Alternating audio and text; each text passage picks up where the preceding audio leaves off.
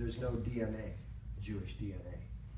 There's DNA of a people that had been in a tradition, but a tradition is just a tradition.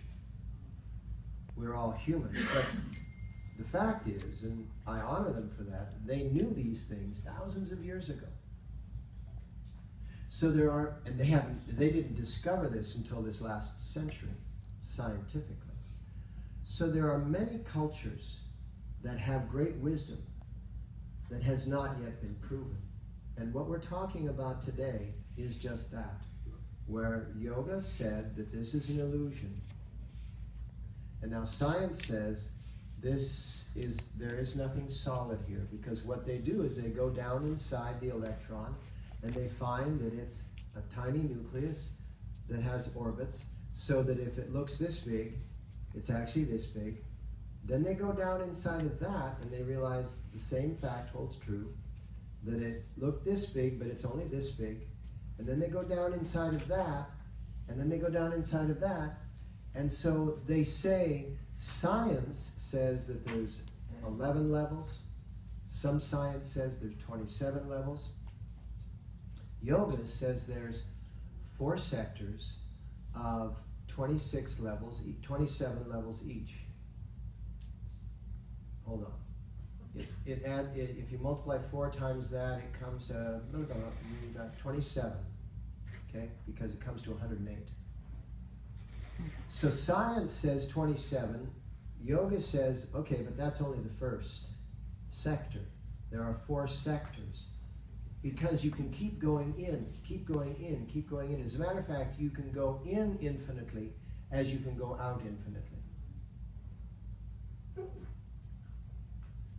So, illusion. But the illusion has a code so that you can live within the illusion. Otherwise, we couldn't sit here. Comedically speaking, you would just fall through the floor.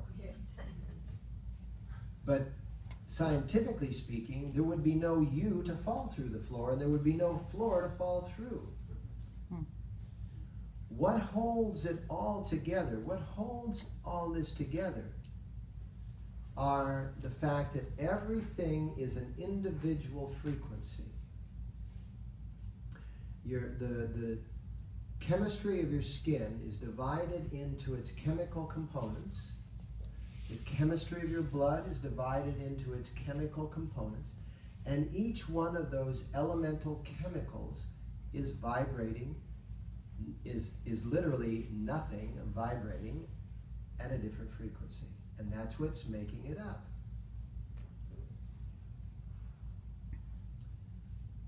Now, the beauty of this is that if we don't exist except for frequencies, then we can co-occupy space. So say good morning to your great-great-great-grandfather, who is actually sitting right next to you. Because at that level, there's no such thing as single location. Multi-location is completely not only capable, but it's, I don't want to say that it's necessary, but it is necessary. Because your DNA has got his in it, as well as his wife's, who was your great-great-great-grandmother, right? So here we are sitting in this cluster of relatives. And the interesting thing is that the dimensions that coexist, how many television stations are there in this room?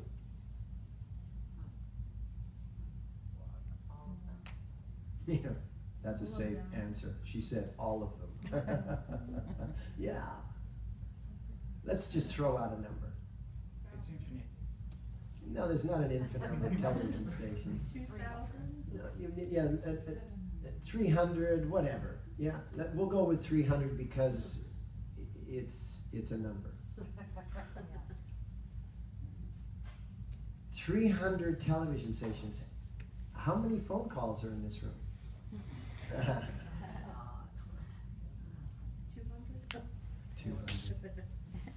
No, the number of phone calls in this room is in the well, it could be in the millions, couldn't it? Mm-hmm. Depends on how far we are. Well, we're right next to a cell tower, so it could be very much. How many radio stations in this room? A couple thousand, maybe. Online radio stations plus, right? How many websites are in this room? So all of these events, which are just frequencies, just vibrate, a frequency means a vibration, are all sitting right in this room. By the way, there's a reason why when you go to the wilderness, you feel so refreshed when you come back. It's because you're not dealing with all those frequencies. Because your body is affected by all those frequencies. Now, we're talking parallel universe, but parallel is is an unnecessary word. We're just talking about multiverses. But we're also talking about the size of this. Now, think about this. Just in our universe, just in our frequency, just in that which is attuned to our five senses, 95% of what is here is invisible. It's called dark energy and dark matter. Dark energy and dark matter is raw material. Yogi Bhajan said, and I've said this every class since we've gotten onto this theme, freeze-dried food came into being in Yogi Bhajan's existence in America. And he said, wow, this is just like the universe. Because we have dark matter, all you have to do to create it into matter is add light. Now, what if something is going on in your life that is very irritating, aggravating, upsetting? And that happens to all of us from time to time.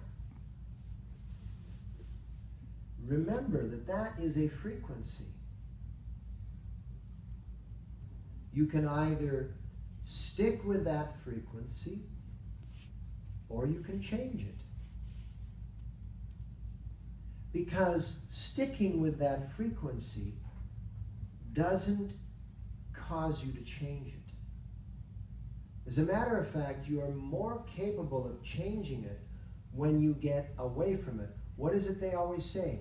When I stepped away from the problem, I realized how it could be solved. But I was too close to it, it was just all around me. So the idea that you believe that you're going to change something by being immersed in it and enmeshed in it and feeling just every day disrupted by it is false. Distance is going to give you clarity. Now, what you have to be able to do is you have to be able to say to yourself, I can have distance while still having connection and intention.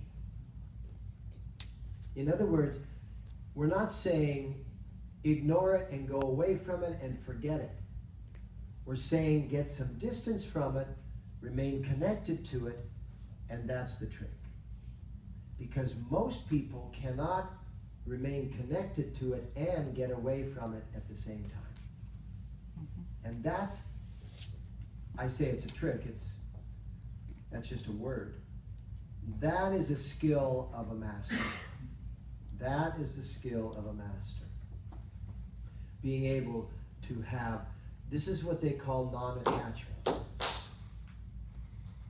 Non-attachment is the ability to be connected at the same time disconnected.